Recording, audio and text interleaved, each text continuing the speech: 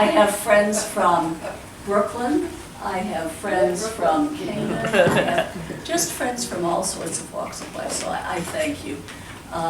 This meant a lot to me. I was diagnosed with uterine cancer 5 years ago. The uterine cancer spread, and when it spreads, you have supposedly a 5% chance of living 5 years. And this is now 5.5 years. Go Rita! That compiled how I was doing that month. And with that, I included some photographs because same time I started to take a photograph class and fell in love with it. It was as if I was big. It was like that. And so everyone kept saying, you've got to write a book, you've got to write a book, you've got to write a book. Well, the last thing I wanted to do was write a book. You know how many books there are on cancer and cancer memoirs?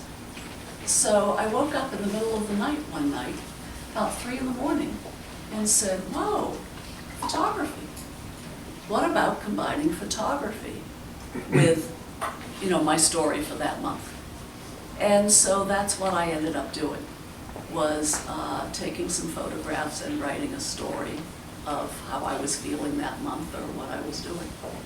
And with that also came the attitude of showing up for life each day. You know, you've got to make a choice. You can choose to give it all up, or you can choose to, no matter what you're going through. And this is not just for people with cancer, this is for people with any type of disease that is ongoing. And you can choose to show up for life each day until you no longer can. I wrote the book. I dedicated it first and foremost to my sons. One of my sons is supposed to be here. He wants to get married before I leave the pearly gates. And I was going to just do tips. I was just going to do a picture and a tip, and a picture and a tip, and a picture and a tip. And someone said, no, we really need your story. We need your context. People want to hear that. So I sort of start at the beginning, and you know, I talk about that first day, and the beginning picture happens to be a maze, where you're just, you know, wandering around. It's a total maze. And it's when I got a call from my doctor saying, you know, I have a little bit of spotting. Sure, and I was on my way to a trip to Egypt. And I get this test, and he said, by the way, you won't hear from me. But all of a sudden, I got a call from him. I thought, well, that's strange. If I'm hearing from him, that's not a good sign. And he said, I'm sorry to tell you this, but you do have cancer, but don't worry, it's not. We're gonna take it out, and it's safe. It's all within the linings. But I was absolutely shocked because I was on top of my game. People who knew me knew that I swam, I ran, I did everything. It turns out that I did have it. But what are you going to do? I already had tickets to get on a plane with some girlfriends that are not here, but some that people know, to go to Egypt for 2 weeks. And so I got on the plane to go to Egypt. Best thing I could do, because one of the people on the plane had breast cancer and uterine cancer, and she was able to tell me what to expect without sugarcoating it. And it was very, very helpful. And so I went there, and certain pictures started having meaning to me. I was in when you go to Egypt, you have to go to the proverbial places to do shopping. And one of them is always the rug place. They drag you to the rug shop. And this rug shop had a slightly different rug. It wasn't the general pattern that you normally see. And my friend Penny said, Rita, come here. Rita, come here. You gotta come see this. And I said, thank you, I don't want this. It was like being in a Quonset hut. I was in I don't need a rug. And she said, Rita, come here. So she dragged me over, and there was a rug that was not their standard. You know, it was Queen Hip 6 Shoots rug with stars. And she said, I want you to buy this. And it was about a 4x6.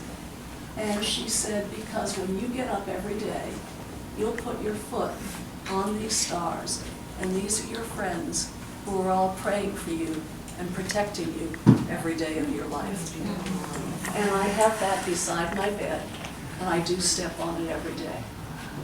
And then, you know, I go on to tell stories for caregivers as well as for the person who's ill of things that can be done to make them feel better.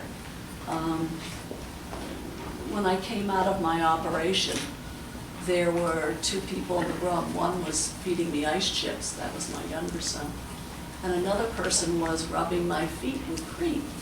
Well, you're not allowed to have another person in here. Turns out a friend of mine, Penny, had convinced them that she was my sister. And she was there with cream, rubbing my feet. And it was the most loving touch, just having someone do that. And so there's a gift that you can give to someone, but a context of, if you want to buy him something, just buy him some simple foot cream. This happens to be someone doing yoga. Yoga can be very simple. You don't have to go to a yoga class. Yoga can be done in your home. This happened to be someone that I had met 5 years ago, and I called her up and I said, would you continue to do yoga at my house? And she said, sure I will. And she comes every Wednesday and shows these simple poses that has kept my upper body full of energy so that I can do things. Massage, the same thing. There's nothing better than massage. You have to be careful. You do have to check that you don't have lymphedema, and so you need to check with your doctor about what you can and can't do, but massage is wonderful. The soft touch. I had trouble coming up with a soft touch. When you go through radiation or anything else, your body is very sensitive to touch. And it likes cashmere. It likes, I don't know, things that are just very soft. And I couldn't think of what would be a photograph for soft until I came up with a kidney. So I just took a picture of a kidney. A lot of people talk about chemotherapy as poison and drugs and that horrible stuff. And in fact, people have worked on it, David would know this, for years and years and years. And these people are paid very, very little money. These are the researchers who are trying to find the cure for us. And so when the bag comes to drip into my body, I hold it with both hands and I bless the bag. And I say thank you to all these people who have worked on this to try to cure my body and to continue to make it better and call it something positive. I then started having chemo salons. My first chemos were very long. They were 8 hours. And it's a long time to be in the hospital. And so I would invite friends to come over. And at first we didn't have themes, but after a while we started having themes. And my first theme was a tea party, British tea party, where I brought in my mother's or my grandmother's silver china and you know, proper hat and scones and clotted cream, and did it the proper way. We then had Preakness for bedding one year. We had all sorts of things. And I would have about 20 people in my room, and the nurses would just, they'd love it, but they go, oh my Lord, they're here again. Barber Shop in Naples, Florida, and one of the guys had been late that day, and so everybody turned around and stared at me and just glared at me.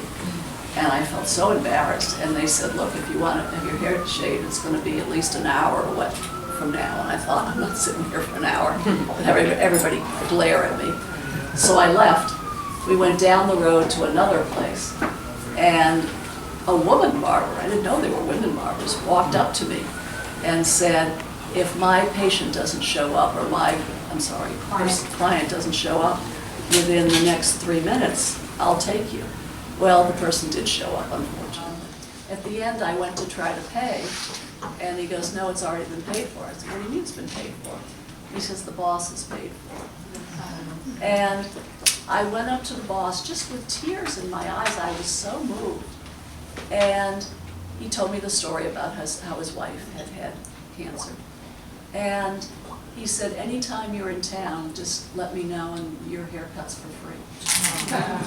Now there's a random act of kindness that just touched me. So I walked out the door with my sister and burst into tears. I wasn't crying because I was upset about losing my hair. I was crying about this random act of kindness, running the race. I talk about the importance of journaling.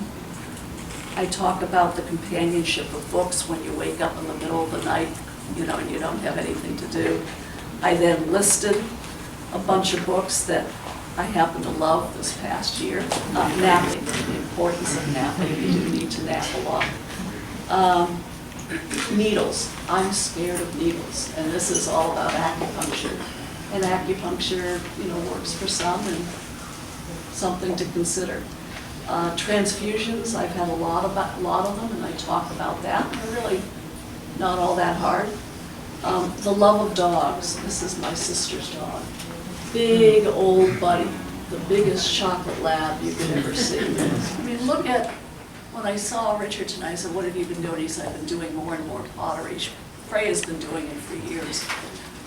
The actual touch of your hands to something. It could be photography, it could be ceramics, it could be coloring, it could be anything, is very, very important for someone who's feeling pretty icky about yourself, because you're creating something of beauty. And so I just happened to take a picture of needles. This was of paintbrushes. This was down in Asheville, because the image I had in mind is when you walk into someone's house, and you look at this beautiful house, look there on that table there, you see books that have gorgeous photos in them.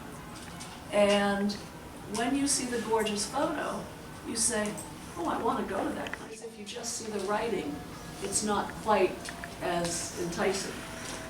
I talk about living light. I talk about color.